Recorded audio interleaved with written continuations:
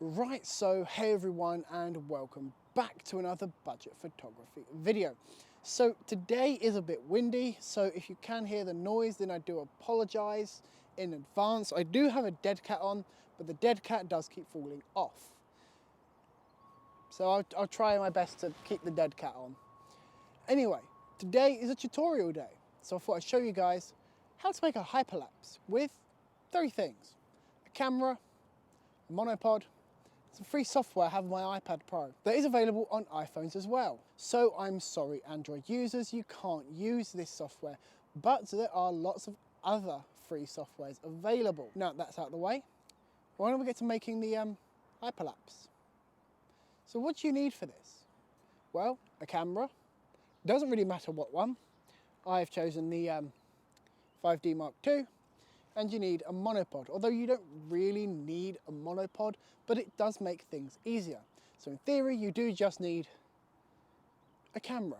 Although I do have an ND filter on the front of my 5D, again, to make things easier for me. You don't need to pick up an ND filter.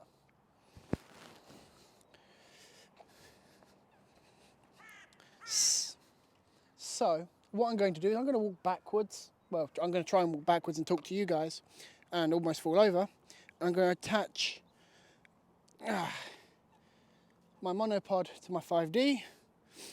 Make sure that's all right. And then I'm going to extend my 5D.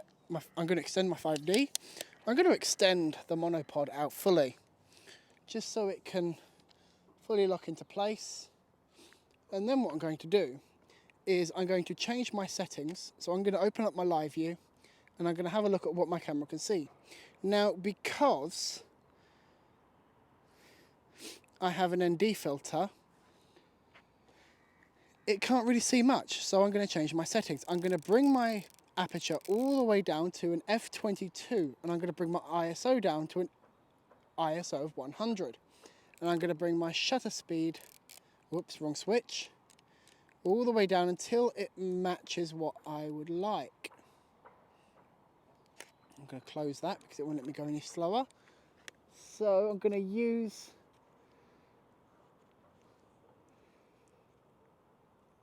there we go.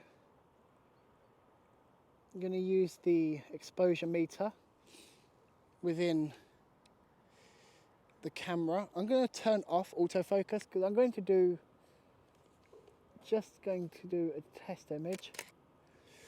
Let's have a look. So we've got a 1/6, an f/22, an ISO of 100. We've got some birds as well. So they're the settings that I'm going to use. And now all I've got to do is move along, kind of like I'm doing now. Actually, why don't I do it right here? So all I'm going to do is I'm going to start about here. I'm going to line up my shot. I'm going to focus my shot. I'm going to keep the manual focus off. I am going to take a picture. And then I am going to move forward by 1 step. Stop, take another picture, and move forward by 1 step, keeping the camera in one place, well, in place I should say. Take another picture, move forward another step, take another picture, move forward another step, take another picture, move forward another step.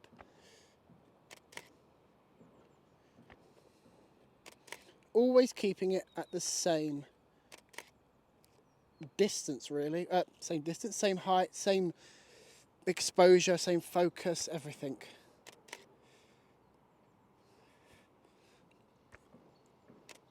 Although this doesn't appear to have gone too good, I'm not really sure. Let's have a look. Okay, so I don't appear to have focused that very well. So I think we might do this again in a second, but I will continue. So we are obviously getting closer and closer to what you guys are watching. Going to do another step in.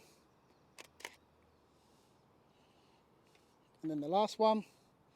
Not a very interesting shot, but just of the tripod. So being shown right now is the little kind of hyperlapse, it's not very good, of what I just took right now. Now I want to make it better. I don't really want it off the camera. I'm going to go all the way along the buildings that are just there kind of thing. So I am actually going to go out of frame for about a minute or two, but you'll still hear me on here, and yeah. So I'm actually going to start way over to the right hand side, and I'll probably use about the same settings. I might darken the ND filter so I can use a slower shutter, because I do actually have a variable ND filter on here. So you can take a test shot. Now it says I'm overexposed. Oh wow, yes, I am overexposing a lot here. So let's just try and darken that with the ND. Now, there we go. Oh, we're getting some crossing. So now it's saying we are underexposed by about 2 stops. So I'm going to bring the shutter down to 0.5. And I think we'll bring it down a little bit more, maybe to even a second. F22. ISO of 100. So we're going to do a test shot. I think that might be 2. I don't know. Let's have a look at it. I'm just worried about some blur. I mean, some blur is okay, but don't really want too much blur in the image. Let's take another test shot. That's a little bit better, so I'm going to move further back. So I've got 0.5, f22 and an ISO of 100. And I'm just going to take, actually I'm going to delete some images just because I don't want them to end up in the final one. So I'm going to start, take a picture, and I'm going to move to the side by 1 step, take another picture, move to the side again, take another picture, move to the side again, take another one, move to the side again, take another picture, move to the side again, always keeping the camera in about the same facing direction.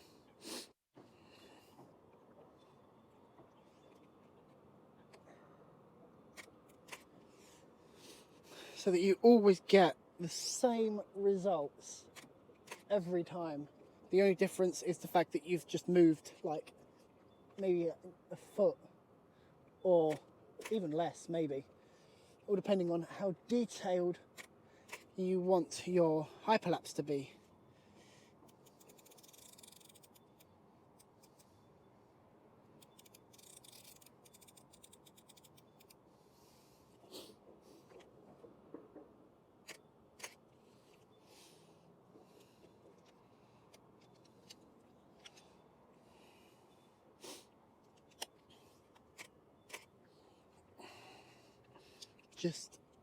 I don't know if you guys can actually see me in the...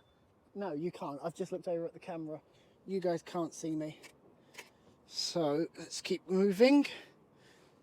Keeping the same distance each time. I have sped up a little bit here, to be fair. I'm still doing the same distance each time.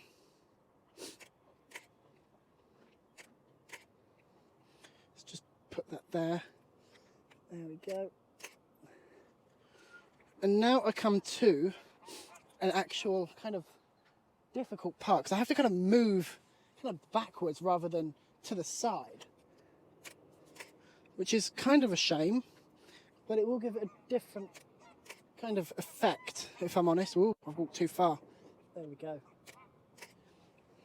Back again. There we go. Back again.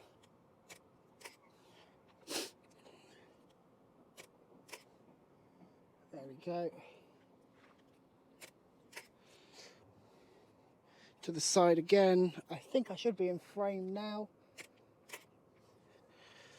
So the sun is now coming out, so I've got to hope that my settings will remain the same.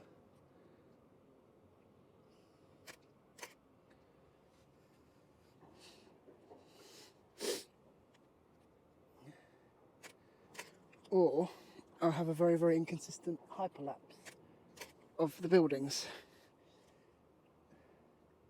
So I did take my microphone off and forgot I needed to record this. I've got all the files here on the camera. So why don't we go back to my iPad and I think we'll start to edit and put the pictures together to make the hyperlapse. iPad, it's just off to my right here. So this is the way I will be looking to look at the iPad. And I'm going to move this up there so you guys can see me a little bit better. This is actually a cupboard, by the way. Just because it's easier to place my microphone. I want to apologise as well for my son's books over there on the windowsill. So yeah, this isn't really even it's not an audio booth. This is literally a cupboard. So what we're going to do is we've got our images here, and we're going to do the short one first, and then we'll do this long one here. That's a TikTok that I saved. I've already actually made these videos. I've already edited them together, but I'm going to redo them just to show you guys how to do it. It's actually really simple on how to do it. So what we're going to do is we're going to go to the... Now I already have this app. It's just there. And we're going to go to the App Store, and we're going to type in time-lapse.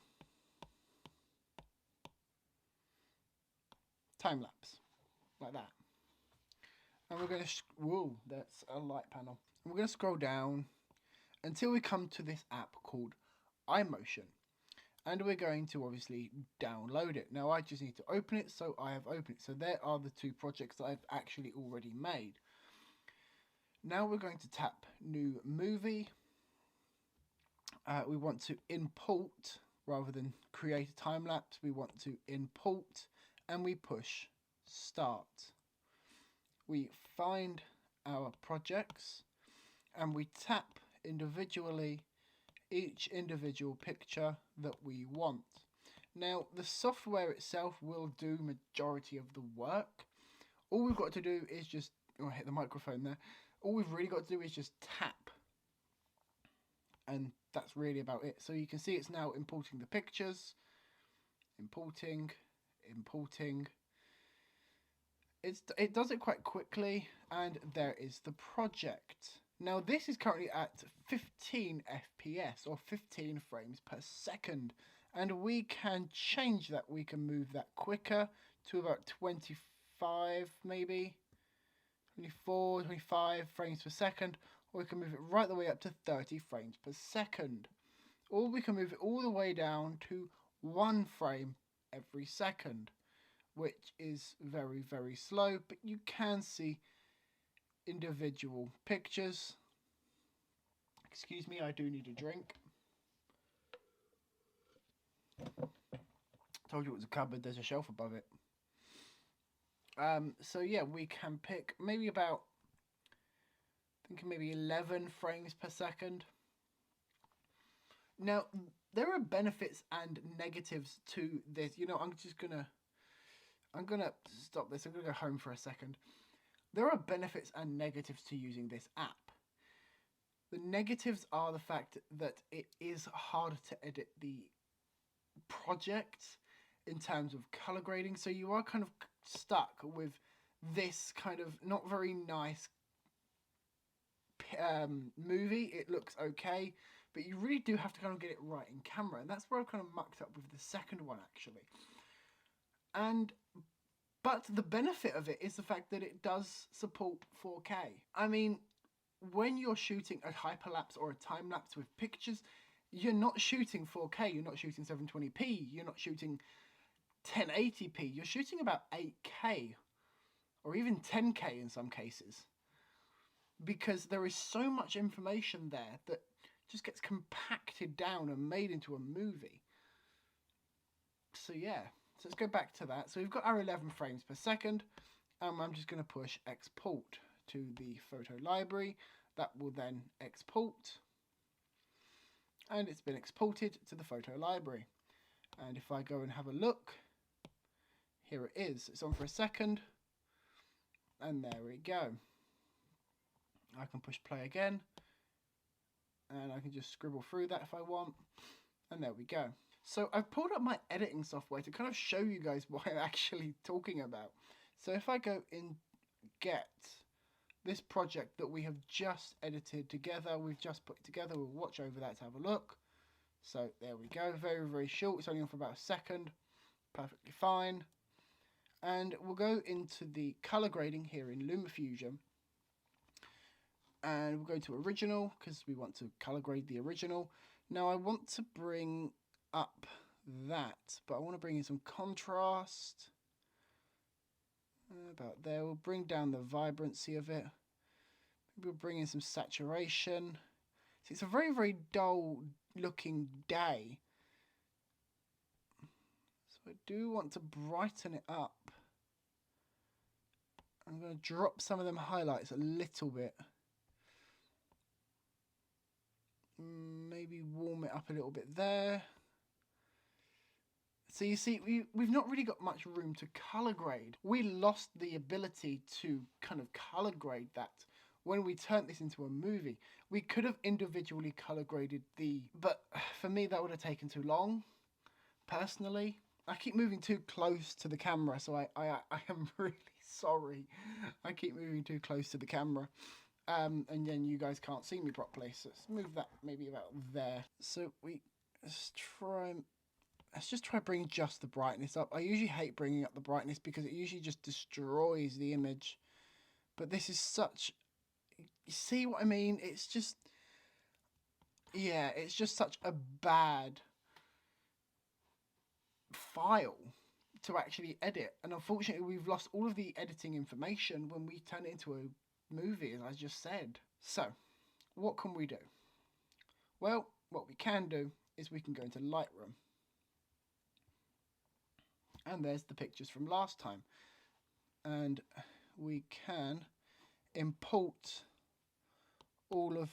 Whoops, that's just one image, so I need to go and get rid of that. Oh, it's importing itself. So we'll just wait for this to import. Ooh. Right, so now that we are in the Lightroom app, we can actually do a synchronized edit, believe it or not. And what I'm going to do is I'm going to find a fairly decent one, maybe this first one actually. And I'm going to edit it as I would a normal image. So I'm going to bring up some brightness. I'm going to bring in the contrast. Then I'm going to drop them highlights. I'm going to lift some shadows. Sort them whites out. The blacks. It doesn't look as grungy or as gothic-y or... Yeah. And then colour mix. We'll sort some greens out.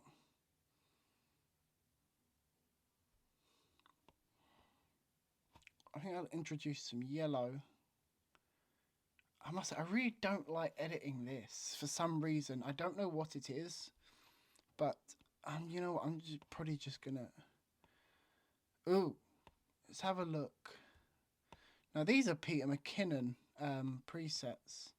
I don't like them ones. Let's have a look at Chris Hugh.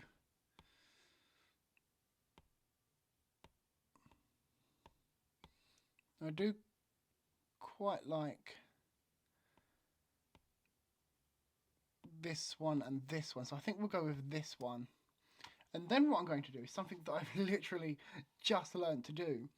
I'm going to go back and I'm going to select the image that I've just edited. I'm going to push the copy button, and now that is copied. And then I'm going to get the other images and I'm going to tap them as well now that it's all deselected, and reselect these ones, and then I'm going to push paste. And what that will do is it will paste my settings that I have already done to the first image to the rest of the images. So I'm going to apply them right now. Think of it like batch editing. I'm going to do it with the other project as well. So as you can see, it's actually just applying all of the settings that I just put on the first picture to the rest of them. So they all look exactly identical with a nice color grade, and they look okay.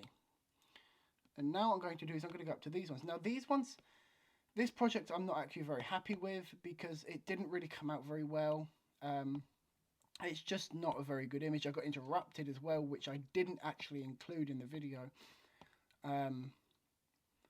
So let's have a look at what we can do with this one.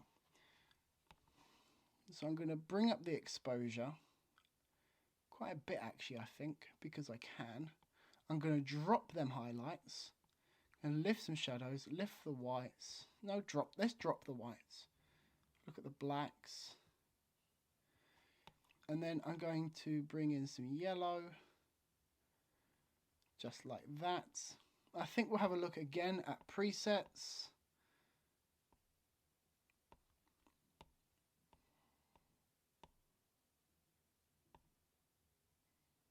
I do quite like that one, so we'll use that. So again, I'm going to do the same stuff. I'm going to select that, copy the settings, and then I'm going to select the rest of the images. Doesn't really matter what order they're selected in, just as long as they're all selected. So I'm actually going to go back up to the top.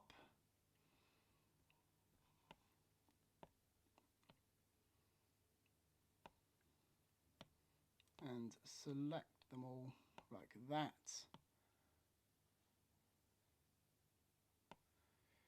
And that is all done now, and then we can just paste the settings, apply, and they will, again, like the first time that I've just done this, they will apply to each individual picture.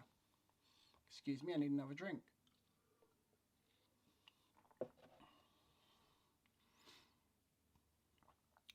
And it does it quite quickly, if I'm brutally honest. I mean, we're already on 37, 38 pictures it's already done, so it's not doing too badly.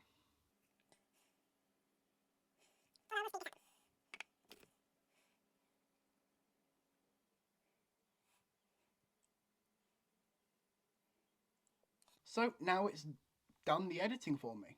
I don't need to do anything more. What I am going to do though is I am going to go into my pictures, and believe it or not, I'm going to select and I'm going to get rid of them all. Just like this. Now I do have all of these pictures backed up, so I'm not really too worried about, well, anything, frankly. So let's just delete them. Yeah. I've got an extra one though, we don't want that. And then we'll go back into Lightroom and we will export all of these. So I'm going to select them all. Oh, there we go. Oh, we don't want that picture of the horse. And then I'm going to share and export to camera roll, and 107 pictures. So I will stop recording and come back when this is done. Right, so now that they have all been exported, I'm going to basically go back to iMotion, which again was the free app when it doesn't want to crash, because apparently it crashed. And we're going to again do exactly the same. We're going to create a new movie. We're going to import. We're going to push start, recent, and then we are going to find all of the pictures that we have just... You know what I've just realised? I'm going backwards. I need to go the other way. I need to go from here. There we go, like that. Push done. And again, that will import them into the software. I'm out of focus for some reason. And there we go. And now we can export that to the photo library, just like that. So we can push close, close, home, and we can do exactly the same with the other one. Now, I'm not really happy with this one as much as I kind of am with the other one. The color grading obviously is better, it looks nicer, but I ended up trying to take these pictures 2 or 3 times actually after I finished filming that day. So there's that, but I'm still not happy with it. As I said, I got interrupted by this lovely old lady, actually, to be fair, called Maureen.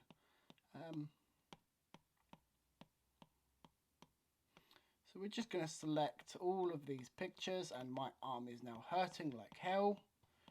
So we're going to just keep going, keep going. There we go.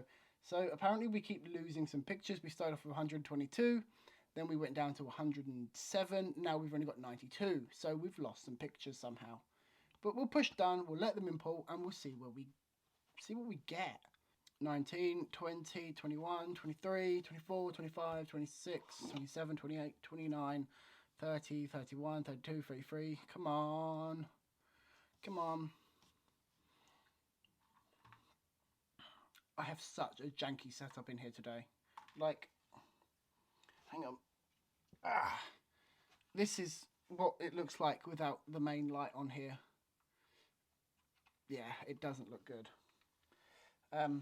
Although it's actually plugged into a battery. So that's pretty good.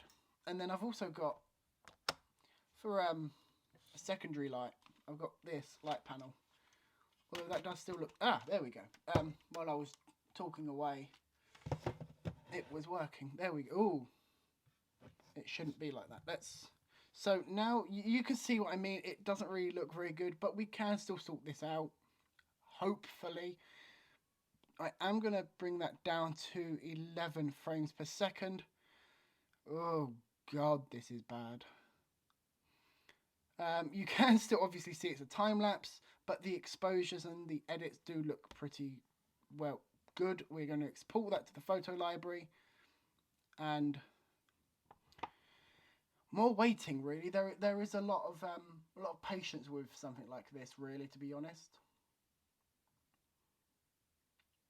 Although, you know, I think this might actually be the longest video I've ever made on here so far. So that's now done. So what we can do is we can go over to here, and that's the project there. We can go back into my editing software. We can go over here, and then what we can do, we can actually go down, and we can start a new project. We can bring that in. Now this is very, very wobbly, but because we do actually have it in, let's have a look. So let's say I want to export to photos. Yeah, so because we've got it in 4K, we can crop, and that's exactly what I intend to do. So let's just crop in, just like that, and see if that does anything really.